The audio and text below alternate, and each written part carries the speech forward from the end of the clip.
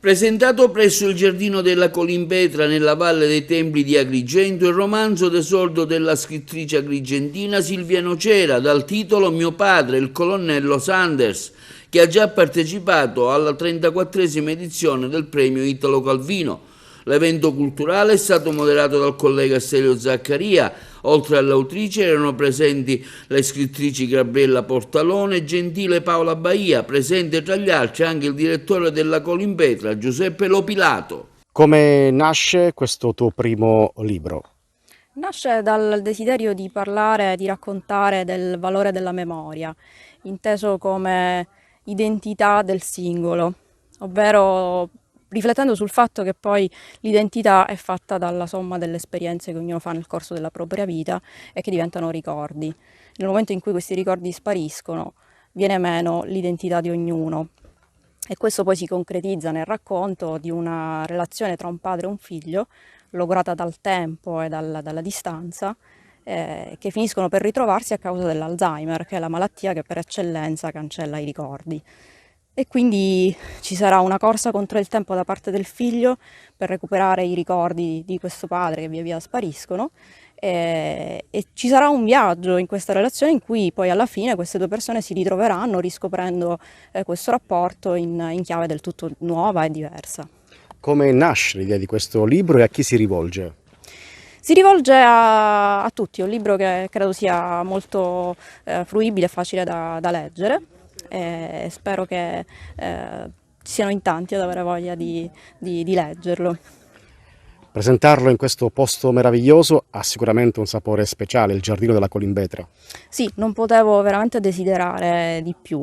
Infatti un ringraziamento, se mi permetti, vorrei rivolgerlo al dottore Lopilato per aver voluto questo evento in questo posto meraviglioso, caro agli dèi, e per il grosso lavoro che ha fatto in questi anni restituendo il Giardino della Colimpetra alla città. Dove è possibile acquistare il tuo libro?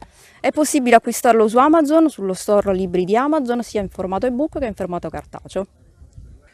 Io ho letto il libro di Silvia come lettrice della prima ora. Sono stata molto onorata di questa scelta da parte della mia carissima amica. Devo dire che fuori da ogni aspettativa ho trovato un romanzo che è molto a tema con la situazione attuale della nostra società, per cui si colloca assolutamente come un tema contemporaneo e molto dibattuto, che è quello delle relazioni familiari.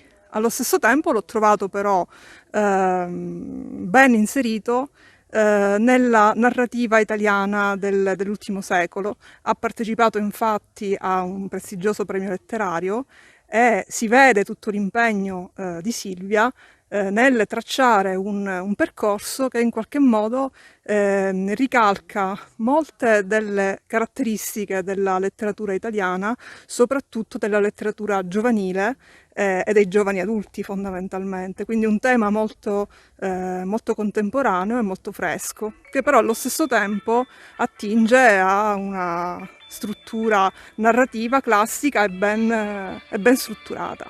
Oltre ad essere un grande, immenso piacere per noi ospitare questa giovane scrittrice della nostra città alla sua opera prima, è anche il via al programma di tante iniziative culturali che sono previste in questo mese di agosto.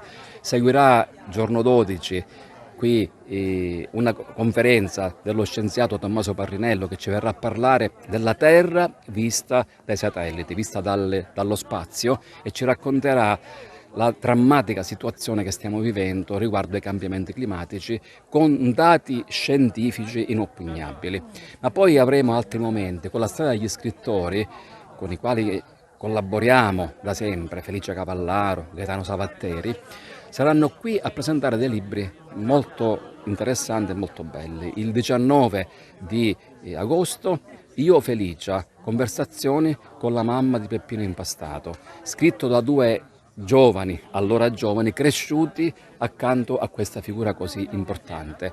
E poi giorno 27 la presentazione dell'ultimo libro di Catena Fiorello Amori. Quindi, come vedete, questo è l'inizio di un momento importante per il Giardino della Colimbetra, in cui appunto, insieme a tante altre iniziative che facciamo per l'estate, portiamo anche il momento della riflessione, il momento dell'attività culturale, che ovviamente è l'atto costitutivo della nostra fondazione, ovviamente.